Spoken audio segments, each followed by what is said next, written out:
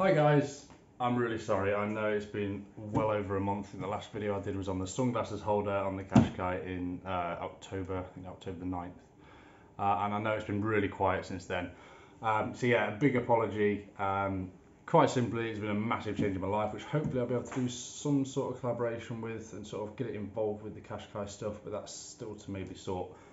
We'll get there one day. But yeah, so what I wanted to do is just do an update really where we're at. So a lot of you have been asking through Facebook and through comments on previous videos about this Connect 4, not the kids game, Connect 4 stereo that is for the Qashqai. Now the Connect 4 system in a nutshell was for the later J11 model, so it had brilliant features in a nutshell such as better screen quality, it had Android Auto or Apple CarPlay depending which mobile you use. Also it had better integrated sat nav and it just ran sort of smoother. It was a lot nicer to use, it wasn't so slow to react to button presses, etc, etc. So what I did, I was working with this company called Zenavi, who they make the relevant system connections and the crossover wires to make this system work in the older J11. So that's my J11, which was built in 2014, and I think that had the Connect 3 system up until around, don't quote me on this, around 2016-17ish time. Now the way to know which system you've got is quite easy. Next to your CD slot on your stereo, you'll either have an SD card slot or you won't. If you have the SD card slot, it is a Connect 3 system. If you don't, it's a Connect 4 system. Also, the buttons are slightly differently laid out. So this is just going to be an update really, because I'm not yet ready to fully commit and release this or recommend this product, because although we've got it working and it works, I would say 90% brilliantly, there's just that 10% little bit that doesn't work properly. So what I'm going to do is I'm going to give you this update. We're going to go down to the car. I'm going to show you it because I have been running that system for about 3 weeks now. I'm going to show you the issues that we still need to get resolved. Now Zenavi are working on this. They are trying to see if they can get an over-the-air update, via a USB stick or file download. But it seems like the issues we're having are relatively simple. It's just that it's coming from, it's being sold in Russia and it's coming to the UK. So obviously we're going from a left-hand drive to a right-hand drive car, or European, which is left-hand drive, to UK, which is right-hand drive. So the issues that we've got are all related to that simple difference in, the different countries. That's all it is. So yeah, let's get down to the car and I'm going to show you the unit fully working, and it works really nicely. And then I'll go through where we're going to go to from here. So excuse the change in video quality. Unfortunately, I've had to use my old phone to get the video so that I can show you how the Android Auto works using my newer phone. As you can see here, here is the system fitted. You can tell it's the Connect 4 because we don't have that SD slot that I was telling you about. That is only on the Connect 3. And also the buttons are slightly differently laid out. So I'm going to show you, that it works. You can see now that it sits absolutely perfectly because it is an official Nissan unit. There's no gaps or anything, obvious. It sits exactly right, just as it should all the way around. So let's turn it on. You'll notice there's a different starting animation. Try not to get too much of a reflection in. Let's shut the roof. So you see you get the newer Nissan animation, and also you get the Nissan Connect logo too. You also get this little message at the start as well, so just okay that. And this is what you're greeted with. So it is a completely different looking screen and layout to the older Connect system. Like I said, inside it is a lot smoother, or relatively, compared to the old one. Things are a lot more instant when you press them, and stuff like that. So this is where the issues start and that we need to try and get resolved. So first of all, the map. It doesn't come with UK maps on it, just very basic. What you can see here is what it comes with. You can see, I think we've got the M1A1, it's like the M40, the M6 and the M62. It is simply that. If I zoom in to my location by pinching, you can see there is nothing. Now, that isn't too much of a problem because, as I'll show you in a minute, the Android Auto system works really well. I can't show you the exact maps, I suppose, because you're going to see exactly where I live, which I don't really want to show on YouTube, but you can use your Android Auto. If you're willing to use your phone data and you've got a decent data package, then this isn't too much of an issue. You'll probably never use the onboard maps. So going back to the menu, you can see already I have the Android Auto logo ready to go, which we'll go into in a second. I'm not sure what the Apple CarPlay logo looks like, so I can't really show you. I'll try and find a picture of it on the screen and put it on the screen now so you can see it. I assumed that would be in the corner instead of the Android Auto. Connections wise, we now have inbuilt Wi-Fi, so you can see that's mine and my wife's phone, and in the Wi-Fi we've now got different Wi-Fi connections we can use. They are used for over-the-air updates, software updates and map updates if you wanted to.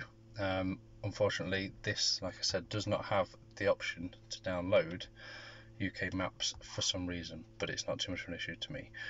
That would be under system updates, map update, and map update via Wi-Fi. And you can see here, look, just tapped off by accident. Lots of options, lots of European countries, but no UK. So yeah, that's a potential issue if you don't use your Android Auto system, but hopefully we're working on that, and that could be something that's sent via an online download to put on a USB stick and update, because as you may have just seen, you can update via USB device. So yeah, so going from there, the camera, we have to start the car for the camera to work. There we go. So the camera is another issue that we're currently experiencing. Like I said, because this is made for a left-hand drive car, the camera has this line down the middle, because on a left-hand drive car your surround camera will be over here and your main camera will be over there. So you can see that line there is pretty much where that line there should be. So that's, you know, again, hopefully a simple issue, something within the the software settings in the unit needs telling that it's now in a right-hand drive car. Excuse me. So that's something, and I assume because of that we do not currently have park assist. As I tap that, you can see park assist not available. So if your car was fitted with park assist, which is where it will park for you with the steering, that isn't available at the moment. Again, hopefully something that we can get updated. So let's have a look at Android Auto then, how it works on the system. Like I said, you just go from your main screen here. This is all customizable, by the way. I won't go too much into it. We'll do that in a future video when we get it all sorted. But we can just tap on Android Auto and it will start up there. So what we can see now, I will blur it out on the screen and zoom quite a long way out. So yeah, this is using Waze at the moment. Now you've got different apps you could use. That's by pressing this bit here. Now the apps I use for navigation are Waze, and there is also Google Maps as well. If I just aim off the screen and we'll zoom out a bit. So yeah, I live in Nottingham, you probably know that already. So that's Google Maps, and straight away you can see how much quicker it is to use, zoom in, just like you would on your phone screen, and go around, you know, where you need to go. Also, it has the search option, which you can use for literally anything. You can search for, you know, your nearest petrol stations, or if you've got a precise place, I don't know, let's say Alton Towers, I can quite simply hold on to the steering wheel here, navigate me to Alton Towers. Navigating to Alton Towers. So now I won't show you the screen again because it will show my exact location. In fact, in this case, it's come up with different hotspots. So what part of Alton Towers do you want to get to? So let's press 1, and you can see the maps there. And I'm not going to show the launch because it will show where I am at the moment. So yeah, it's as simple as that. You just click on that little blue arrow there. It tells you how long it would take to get there. You can look at alternative routes. You can even ring them if you wanted to, and you can save it as a bookmark. All the stuff you can do in Google Maps on your phone. I assume, again, sorry I can't be exact with this because I don't have an iPhone, but I assume Apple Maps, if that's what they're called, that is also usable here. Now you can also see, if you recognise this logo here, Spotify is part of it, which is probably what I use more than anything else. Now the Spotify works flawlessly and I really like it. It's probably my favourite feature of this system is the Spotify integration. So you can see it's playing my son's playlist at the moment. I've got the music off due to copyright issues, but the Spotify app is how you would find it on your phone. So you've got all of what you'd have on your home screen on your phone, recently played, etc, etc, browse. If you're feeling, oh, I fancy listening to some, I don't know, well, let's see what the current top lists are in the UK. So we've got top lists, all that's there, look. So it's exactly as the app is in the phone. It works brilliantly. Plays fine. You know, you just, let's say, want to listen to UK's top hits. We can find the track if we wanted, or we can just go shuffle, and boom, straight on, it's going. You'll also notice there's a slight background, kind of more brighter coloured song. There we go. You see the background is around it as well, like out of focus. It looks quite nice on the screen. And if you were using navigation, it's so simple to switch between the navigation and back to Spotify, just like that, near instant. And the controls on the steering wheel are, you know, fully integrated. I can go on to the next track. I can adjust the volume. That's about it, to be honest, because that's all you really use. So yeah, the Spotify integration is spot on, with no pun intended. Now, other apps that are available, there's a lot of websites that will tell you the best apps to use. Now, another flaw, I'm going to give you another flaw with this system. The DAB is not working. It doesn't have integrated DAB. But again, if you're happy to use your phone data, you've got apps such as TuneIn and BBC Sounds, which are all you would need for your radio. So BBC Sounds, obviously for those in the UK, is... There we go, took a few seconds. I was thinking, where's all the screen going there? Is all of your BBC stations. So, you know, I don't have to explain them all. Radio 1, blah, blah, blah, blah. All of them are there, including your local services. Within the app on your phone, you can add your specific stations you want. So let's say you just listen to Radio 1 and Radio 2. You can put them here, it's a lot easier to get to them. And also there are the podcasts as well from BBC, all in here to listen to on your commute. Now, if you don't want BBC radios, the other option, like I said, is TuneIn, which is down here. Now, TuneIn is pretty much any radio station, I think, in the world. Don't quote me on that. I use it. My favourites are TalkSport, Planet Rock, Capital and Radio X, because they're the ones that I tend to listen to. Radio X is my go-to radio. But again, you've got the browse feature for anything you want to listen to. I think it's across the world, but it's at least in the UK. You can see the main ones here, and you can also go by genres. So if you specifically wanted rock, here's your rock radios, Kerrang and Planet Rock, your main ones, and then there's all individual ones as well. So again, if you're happy to use your phone data, then this is absolutely fine for you. That is going to be the key thing, I think, to be honest. From what I've been told by Zanavi, DAB will not be activated at all. It won't be. It's not actually within the system. So that could be a key one for you if you really do want your DAB radio and you don't want to use your phone. I mean, if I show you how quick it is, if I want to listen to Radio X, it just has to buffer it through your phone again because it's your data, and boom, it's playing. I can't put it up, I'm afraid, due to copyright. But, you know, usefully it shows you the track that's playing right now. You know, simple as that. And you can love heart it and favourite it through all of the screen.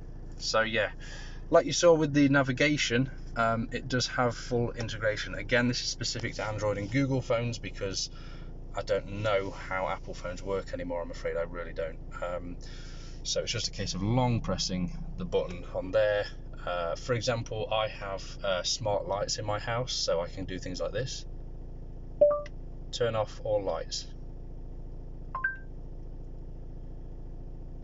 Sure. Turning 9 lights off.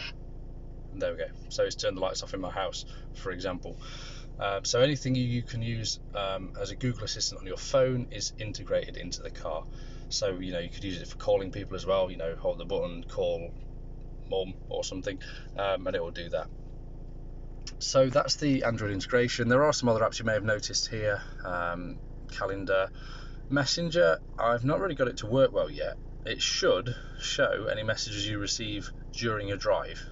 I've not seen any appear when I've received messages. Not sure why. Might need to set something up properly. Settings opens the settings app in your phone. Waze is very similar to Google Maps, but you can report issues on the road. WhatsApp, same as Messenger, it will give you messages that you've received during your drive.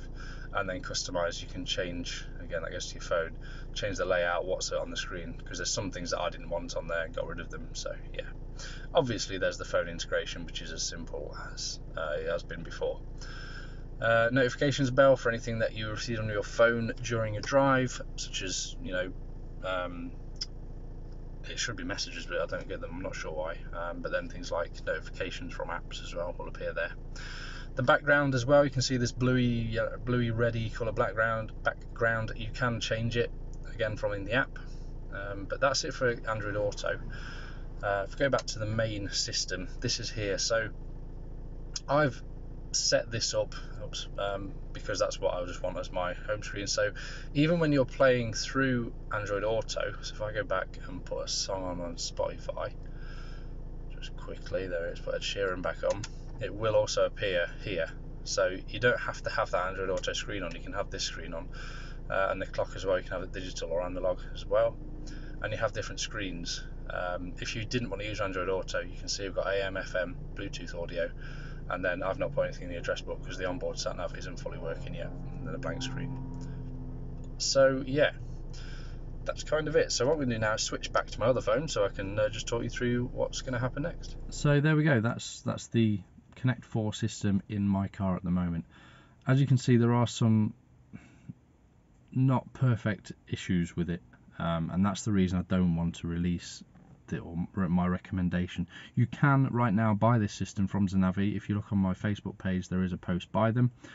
You can get in touch with them, use the promo code Qashqai to get a percentage off as well. So you know, it is purchasable. You know, the issues I've shown you just now, if you're happy just to go with them, which, like I said, this is fitted in my car. It's been fitted in my car for 3 weeks. I'm used to that line down the camera screen. I never really use the park assist anyway. The navigation, I use the Android Auto, so it is usable now, but it's not perfect. And the reason is that I'm not fully recommending it yet is because, one, I know that Zenavi are working on it. They've told me, we've been in touch with each other. They are trying to get this fix sorted. And two, if I did recommend it and, you know, people bought it, they would be coming to me saying, why isn't it working properly? You know, you said that this would work great, and that's the reason. I don't want people to feel, you know, ripped off or that they've bought a faulty product. I want them to buy a product fully working, so that's the reason. So that's going to be it for today. As for the future, like I said, I'm just so sorry I've not been able to do many videos. I have got videos. I have a list inside in a notebook, which is videos to do. So I have got a list of things to do. I'm just so busy now. In a nutshell, I've changed from doing a job that was shift work, and I would sometimes get mornings or afternoons off, or 4 days off in the week where I had time to myself. I've now moved to a sort of more 9 to 5 job, where I'm tired in the evening. I've not got time to myself because of the 9 to 5 side. You know, I've got my son with us, and weekends, you know, family time really. So that's the reason that it's been so quiet recently, is I'm just doing that transition, getting into this new life, quite simply. So that's it for now, guys. I really appreciate all of your comments and support that you've sent me, as I've put posts saying I apologise for the lack of videos. I did consider turning off memberships, but a lot of you said you're happy to stay as members just to support the channel, which I really, really appreciate that. I really genuinely do. So I'll keep memberships on, but, you know, just understand that videos aren't going to be as often as they were. You know, at one stage they were twice weekly. So yeah, but that's it. I'm going to get out of this car because it's all steamed up now, and I will see you guys hopefully soon. But, you know, any more questions of this stereo, I'll try and help you out. I do try and reply to comments and questions, and the best way of contacting me is probably through the Qashqai Guy Facebook page. I'm more on it with that. But yeah, thanks a lot, guys, and I'll see you in the next one.